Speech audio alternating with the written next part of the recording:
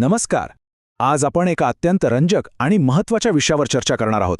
लहान मुलांच्या सुरुवातीच्या वर्षांतील कॉग्निटिव्ह डेव्हलपमेंट म्हणजेच त्यांच्या बौद्धिक विकासाच्या काही खास पद्धतींचं हे विश्लेषण आहे. जपानी पालक असं नेमकं काय करतात ज्यामुळे त्यांच्या मुलांची एकाग्रता एवढी अफाट असते? चला थेट या विश्लेषणाला सुरुवात करूया. आता सुरुवातीलाच एक खूपच प्रभावी आकडा पाहूया. 45. होय, 45 मिनिटे.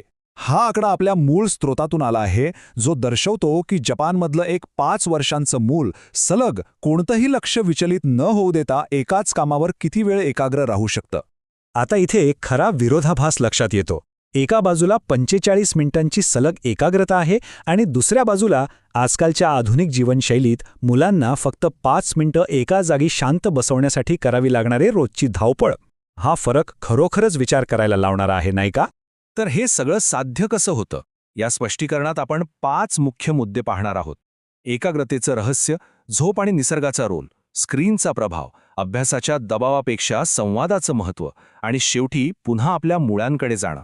यातून आपल्याला अशा 6 अत्यंत सोप्या आणि पूर्णपणे विनामूल्य सवयी समजतील, ज्या एक अत्यंत सक्षम मेंदू घडवतात. चला तर मग आपल्या पहिल्या मुद्द्याकडे वळूया. एकाग्रतेचं रहस्य. या सगळ्या सवयींमागे नक्की कोणतं विज्ञान दडलंय ते आधी समजून घेऊया. तर सर्वात महत्त्वाची आणि आश्चर्याची गोष्ट म्हणजे टोकियो मेडिकल युनिव्हर्सिटीच्या 2024च्या एका अभ्यासात असं समोर आलंय की या 6 विशिष्ट सवयी लावून वाढलेल्या मुलांमध्ये वयाच्या 7व्या वर्षापर्यंत कॉग्निटिव्ह स्किल्स तब्बल 40% जास्त असतात. विचार करा, 40% जास्त मेमरी आणि प्रॉब्लेम सॉल्व्हिंग स्किल्स. आणि यासाठी कोणतेही महागडे ब्रेन ट्रेनिंग ॲप्स वापरलेले नाहीयेत. या फक्त आणि फक्त साध्या दैनंदिन सवयी आहेत.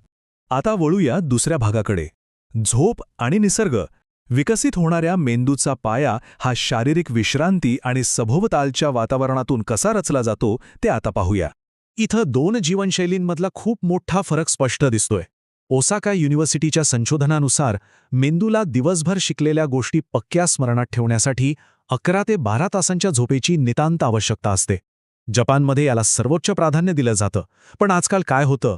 रात्री उशिरापर्यंत मोबाईल किंवा टीव्ही पाहण्यामुळे झोप लांबवली जाते आणि मुलांना जेमतेम 8-9 तासांचीच झोप मिळते. म्हणूनच असं म्हटलं जातं की झोप हा काही पर्याय नाही, तो एक भक्कम पाया आहे. न्यूरोसायन्सच्या मते अगदी एका रात्रीची झोप जरी कमी झाली तरी त्याचा थेट परिणाम मेंदूच्या विकासावर होतो.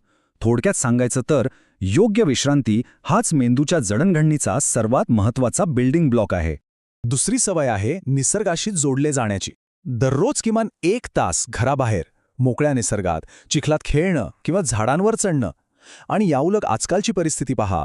मुलं पडतील किंवा कपडे खराब करतील या भीतीने त्यांना कायम 4 भिंतींच्या आत सुरक्षित ठेवलं जातं. याचं महत्त्व काय आहे? तर क्योटो युनिव्हर्सिटीचा अभ्यास सांगतो की मोकळ्या निसर्गातील या खेळामुळे मेंदूचा प्रीफ्रंटल कॉर्टेक्स नावाचा अत्यंत महत्त्वाचा भाग विकसित होतो. हाच तो भाग आहे जो लक्ष केंद्रित करणं, योग्य निर्णय घेणं आणि स्वतःवर नियंत्रण ठेवणं यासाठी जबाबदार असतो. आणि सगळ्यात उत्तम गोष्ट म्हणजे हा विकास पूर्णपणे विनामूल्य आहे. आता तिसऱ्या भागाकडे जाऊया. स्क्रीन्स आणि सेन्सरी प्ले म्हणजेच प्रत्यक्ष स्पर्श करून खेळण्याचे खेळ. डिजिटल जगाच्या मर्यादा आणि प्रत्यक्ष अनुभवाचा मेंदूवर काय परिणाम होतो ते बघूया. 0 हा आकडा खूप काही सांगून जातो.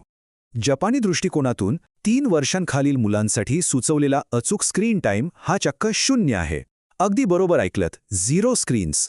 यामागचं कारण खूप गंभीर आहे. टोकियोमधील MRI डेटा एक अत्यंत धक्कादायक वास्तव समोर आणतो. लहान वयातच स्क्रीनचा अतिवापर केल्यास मेंदूतील व्हाईट मॅटर प्रत्यक्षरित्या कमी व्हायला लागतं. हे व्हाईट मॅटर भाषा शिकण्यासाठी आणि उच्च बौद्धिक कौशल्यांसाठी अत्यंत आवश्यक असतं.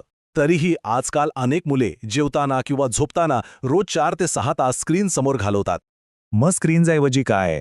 तर चौथी सवय सांगते की डिजिटल खेळांची जागा सेन्सरी प्लेने घेतली पाहिजे. म्हणजे काय? तर प्रत्यक्ष चिखलात खेळणं, पाण्याशी खेळणं किंवा स्वयंपाकघरात कणिक मळण्यात मदत करणं. डिजिटल गेम्स मुलांना शारीरिकदृष्ट्या अशा प्रकारच्या प्रत्यक्ष शोधांपासून आणि अनुभवांपासून वंचित ठेवतात. नगोया युनिव्हर्सिटीच्या संशोधनानुसार जेव्हा मुलं प्रत्यक्ष स्वतःच्या हातांनी एखादी गोष्ट हाताळतात, जसं की कणिक मळणं, तेव्हा मेंदूचे अनेक भाग एकाच वेळी सक्रिय होतात. याला इंटिग्रेटेड लर्निंग म्हणतात. यामुळे मोटर स्किल्स आणि प्रॉब्लेम सॉल्व्हिंग एकत्र काम करतात. खऱ्या अर्थाने न्यूरल कनेक्शन्स तयार होतात, जे कोणत्याही डिजिटल गेममधून कधीच शक्य होत नाही. आता वळूया चौथ्या भागाकडे, कनेक्शन ओव्हर अकॅडमिक प्रेशर. म्हणजेच लहान वयात अभ्यासाच्या ओझ्यापेक्षा भावनिक संवादाचं महत्त्व किती आहे ते आपण पाहूया. 5वी सवय आहे संवादाची. जमिनीवर समोरासमोर बसून मुलांसोबत खऱ्या अर्थाने गप्पा मारणं. टोकियो मेडिकल युनिव्हर्सिटीच्या मते अशा सक्रिय संवादामुळे मुलांचा शब्दसंग्रह आणि मेंदूची वाढ वेगाने होते.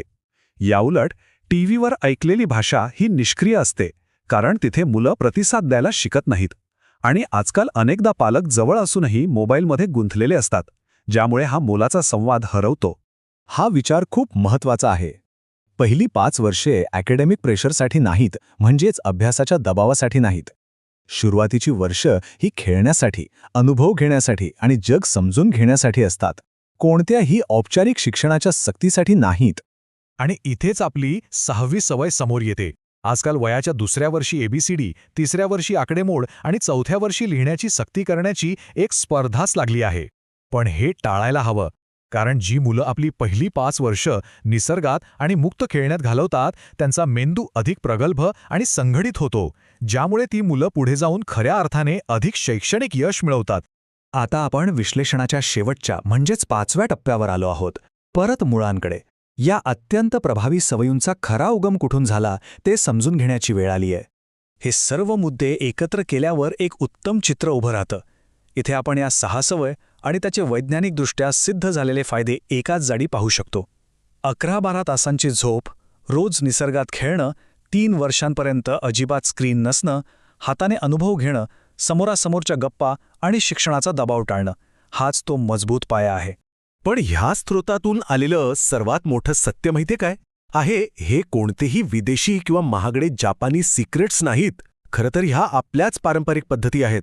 शेतात खेळणं, आजी आजोबांसोबतच्या गप्पा, भाकरी थापणं या त्याच सवयी आहेत ज्या आपल्या घरातल्या जुन्या पिढ्यांनी अगदी नैसर्गिकरित्या वापरल्या होत्या. हे विश्लेषण पूर्ण करताना एक अत्यंत महत्त्वाचा विचार समोर येतो. आजच्या आधुनिक सोयीसुविधांनी मेंदूच्या उत्तम विकासासाठी आवश्यक असणाऱ्या या अत्यंत साध्या आणि सोप्या गोष्टी आपणच गुंतागुंतीच्या करून ठेवल्या आहेत. तर मग विचार करा, या 6 मूलभूत सवयींपैकी कोणती सवय आजच्या आधुनिक घरांमध्ये आणि जीवनशैलीत पुन्हा रुजवणं सर्वात जास्त आव्हानात्मक आहे? या प्रश्नावर नक्की विचार करा.